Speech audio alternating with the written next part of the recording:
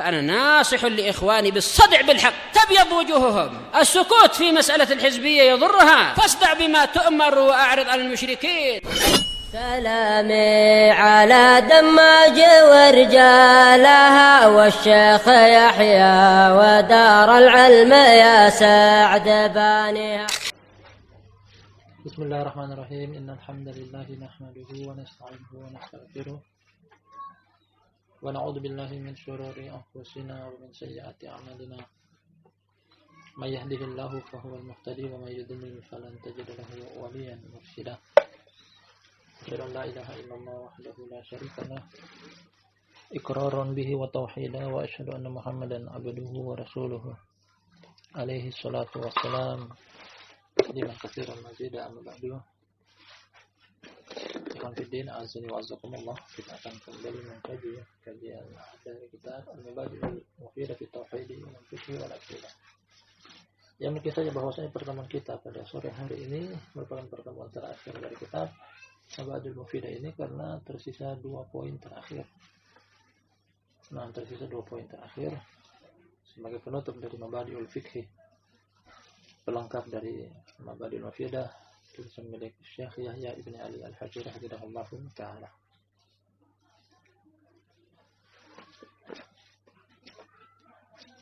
Langsung saja kita baca 2 poin terakhir tersebut. Kata sang penulis, semoga Allah menjaga beliau, At-Tis'un, poin yang ke-90.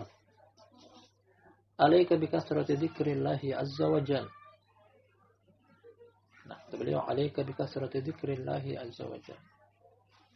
Hendaknya bagi engkau untuk memperbanyak berzikir kepada Allah azza wa jalla. Jadi pembahasan kita sekarang tentang berzikir. Berzikir kepada Allah, mengingat Allah dengan seluruh jenis zikir. Ala ma thabatat bihil adillatu, sesuai dengan yang datang berdasarkan dalil-dalil landasan hukum. Akan boleh sebutkan di antaranya nanti dalilnya anjuran untuk berzikir kepada Allah. Fa inna dzalika min asbabil falahi fid dunya wal akhirah, karena sungguh hal itu merupakan sebab keberuntungan di dunia serta di akhirat. Poin yang ke-90, sampai ingin ajarkan kepada kita beberapa materi penting sebelum masuk pada pembacaan dalil. Ada 2 boleh bawakan. Pertama dari ayat dan boleh disusulkan juga dari hadis. Pertama-tama akan berzikir kepada Allah Subhanahu wa taala termasuk ibadah. Ibadah mengingat Allah Subhanahu wa taala. Kata Allah Subhanahu wa taala, "Fadhkuruni adzkurkum washkuruli wa la takfurun."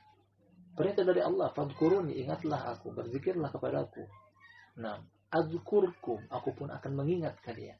Jadi buah hasil ketika kita mengingat Allah, Allah pun akan mengingat kita. Artinya, ketika kita berzikir kepada Allah, Allah pun akan mengingat kita kapan kita butuh. Allah selalu ada bagi orang-orang yang selalu berzikir dan mengingat kepada Allah Subhanahu wa taala. Kemudian berzikir adalah yang dinilai dari Allah bukan cuma berzikir yang sedikit tapi banyak. Alaika bikasrati dzikrillah. Yang dianjurkan untuk berzikir adalah dengan memperbanyak. Karena kalau berzikir, sekedar berzikir saja, orang munafik pun berzikir. Nah, hanya saja berzikir mereka sedikit. Kata Allah Subhanahu wa taala, "Wa idza qamu ila sholati qamu kusala yura'una an-nasa wa la yadhkurunallaha illa qalila." Allah mensifati tentang orang munafik bahwasanya mereka apabila berdiri bangkit untuk sholat, mereka bermalas-malasan. Orang munafik sholatnya malas. Artinya tidak memenuhi kewajiban, rukun, sunnah, dan hal-hal yang berkaitan dengan seputar sholat. Yura'unan nasa, mereka riya kepada manusia. Wala yadhkurunallaha, dan mereka tidak berzikir kepada Allah illa qalila, kecuali sangat sedikit. Artinya, ketika ada orang-orang yang mengaku mukmin kemudian dia berzikir kepada Allah namun berzikir sedikit, sama halnya dengan orang munafik. Karena orang munafik juga disifati oleh Allah dengan berzikir. Oleh karena itu yang dianjurkan dari berzikir adalah berzikir yang banyak. Yang dianjurkan dari berzikir adalah berzikir yang banyak. Nah, Kemudian poin lain yang disebutkan juga di sini adalah bahwasanya berzikir hendaknya sesuai dengan dalil.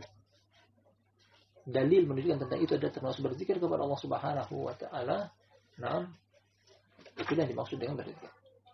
Dan dari sini berzikir, ikhwanil kiram wa akhwatil karimat, zikir secara umum, nah yang diinginkan adalah ibadah seluruhnya. Baik itu berzikir dengan lisan, jadi paling pertama terbetik, karena termasuk berzikir adalah istighfar, membaca Al-Quran. Kemudian berzikir dengan hati, dan ini pun termasuk berzikir karena asli kata dari zakaro artinya adalah mengingat. Nah, mengingat Allah Subhanahu wa taala bukan cuma dengan lisan tapi dengan hati. Kemudian zikir yang berikutnya adalah zikir dengan anggota tubuh seperti salat. Perhatikan tentang apa yang Allah sebutkan dalam surat Al-Maidah. Ya ayyuhalladzina amanu idza nudiya lis-salati min yaumil jumu'ati fas'au ila dzikrillah. Fas'au ila dzikrillah. Wahai segenap orang-orang beriman, apabila dikumandangkan azan, telah dikumandangkan azan, bersegeralah untuk menuju kepada zikrullah. Maksud di sini adalah salat Jumat. Segera menuju ke salat Jumat. Jadi zikir ada 3 sebagaimana pembagian ibadah di dalamnya. Ada zikir hati dan ini yang paling pertama, kemudian zikir dengan lisan dan ini yang terbetik. Paling pertama kali ketika disinggung tentang zikir, kemudian zikir berikutnya juga adalah zikir dengan anggota tubuh. Jadi zikir menurut dalil adalah zikir di sini. Zikir seluruhnya. Jadi bukan cuma berzikir kepada Allah dengan lisan saja, tapi dengan hati juga, tapi dengan anggota tubuh juga. Kemudian hal yang terakhir disinggung juga dalam poin yang ke-90 ini adalah bahwa zikir mengantarkan kepada keberuntungan. Kita akan baca dalilnya. Dari sisi mana keterkaitan antara berzikir kepada Allah dengan keberuntungan. Qala ta'ala, berkata Allah yang Maha Tinggi,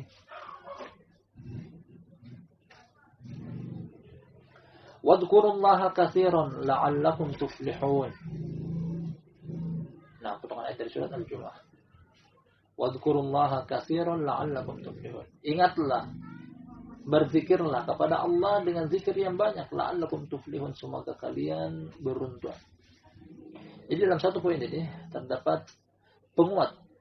Dalam satu dalil, potongan ayat dari surat Al-Jumu'ah terdapat 2 penguat atau 6 penguat dalam 2 poin yang sang penulis sebutkan di atas, bahwa yang dianjurkan dari berzikir adalah zikir yang banyak, karena kalau berzikir namun dengan sedikit, apa bedanya dengan zikirnya orang munafik. Kemudian yang kedua, berzikir mengantarkan kepada keberuntungan. Oleh karena itu datang dalam hadis Rasulullah SAW juga boleh mengatakan bahwa tuba liman kana fi sahifatihi kasratul istighfar. Kata Nabi SAW, sungguh beruntung siapa yang terdapat dalam catatan amalan dia adalah istighfar yang banyak. Istighfar termasuk bagian daripada zikir kepada Allah Subhanahu wa taala, dan disifati oleh Nabi SAW bahwasanya barang siapa yang catatan amalan kebaikan dia berisikan dengan istighfar yang banyak, tuba, ya dia beruntung. Jadi berzikir adalah mengantarkan kepada keberuntungan. Kita baca landasan hadis yang berikutnya dari hadis kali ini. Kata Syekh Yahya an Abi Hurairah radhiyallahu anhu qala, dari Abu Hurairah, semoga Allah meridainya, qala Rasulullah sallallahu alaihi wasallam, berkata Rasulullah sallallahu alaihi wasallam, kalimatan khafifatani 'alal lisan, thaqilatani fil mizan, habibatani ila ar-rahman, subhanallahi wa bihamdi subhanallahil azim. Hadisnya muttafaqun alaih, ya riwayat Imam Bukhari dan Imam Muslim. Nah, kata Rasulullah sallallahu alaihi wasallam dari hadis Abu Hurairah, riwayat Imam Bukhari dan Imam Muslim ini, 2 kalimat. Ada nanti apa yang dimaksud dengan 2 kalimat tersebut. Begitu ringan di lisan, artinya mudah untuk diucapkan. Namun berat di timbangan, artinya pahalanya besar, ganjarannya tinggi. Habibatani ila Ar-Rahman, dan kedua kalimat tersebut dicintai oleh Ar-Rahman. Menunjukkan bahwasanya ada juga kalimat yang dimurkai.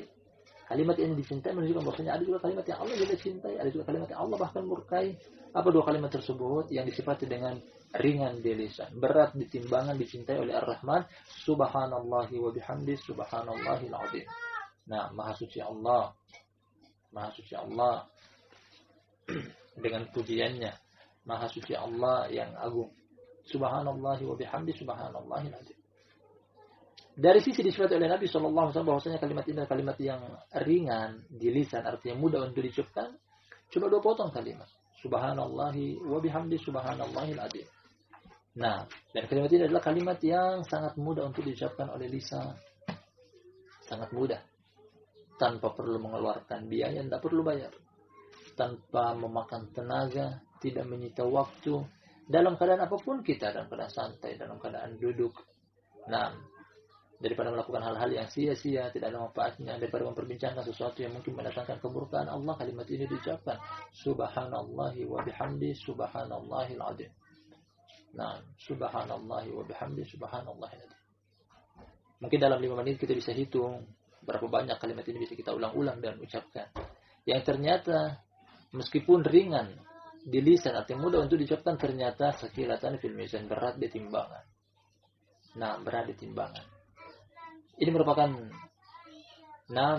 anjuran atau motivasi dari Nabi SAW bahwasanya ada amalan-amalan yang tidak perlu memakan waktu yang banyak, tidak perlu mengeluarkan biaya yang besar, tidak perlu menyita tenaga yang banyak, namun ternyata begitu besar manfaat. Inilah zikrullah.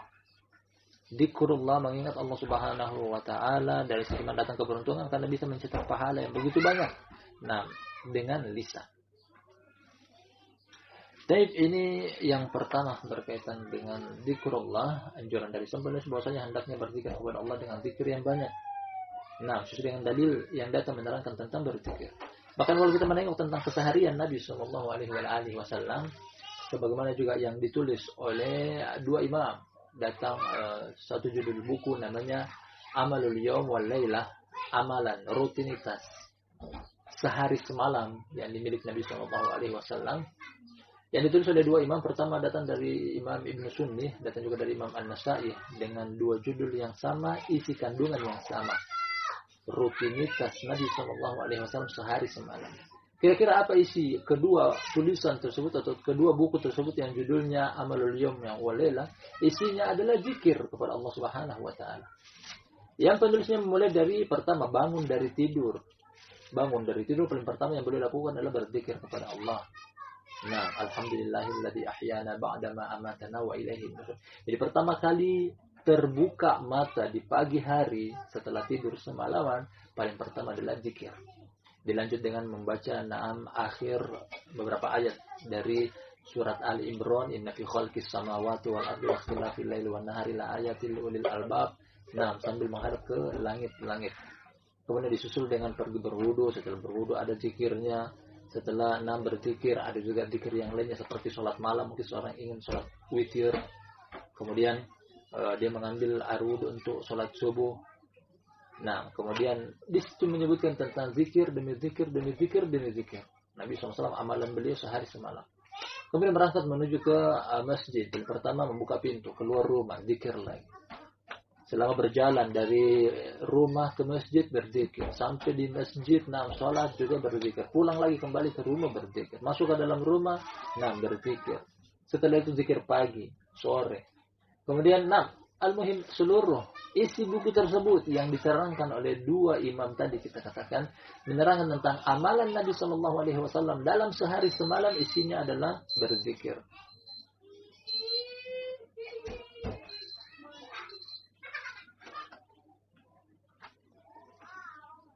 Nah, kita akan lanjut pada poin yang kedua sekaligus poin yang terakhir. Kata Syekh Yahya bin Ali Al-Hajuri hafizahullah taala,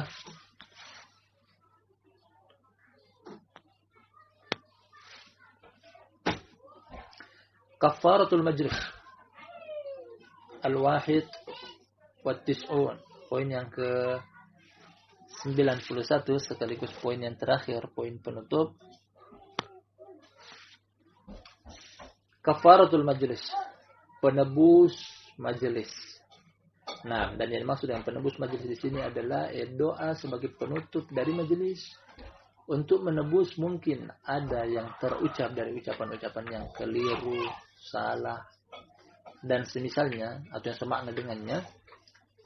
Penutup dari majelis untuk menghilangkan mungkin ada ucapan yang salah diucap, keliru diucap, tidak sengaja, dengan cara menebusnya dengan doa yang akan datang dari sang penulis ini. Namanya doa kafaratul majlis.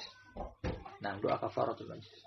Kemudian keterkaitan antara bab ini dengan isi buku seluruhnya kitab Mabadi'ul Mufidah, semacam beliau menutup majelis.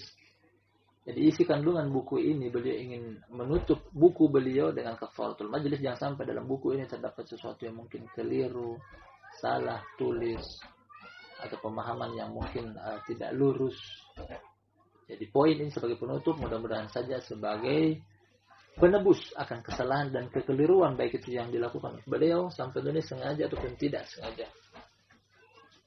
Doa kafaratul majlisnya, an Aisyah radhiyallahu anha anna Rasulullah sallallahu alaihi wasallam kana idza jalasa majlisan aw shalla taqallama bi kalimatin fasa'alathu Aisyah 'anil kalimat faqala. Kita tekan dulu ini. Kafaratul majlisnya ini dari Aisyah, semoga Allah meridhoinya, bahwa Rasulullah sallallahu alaihi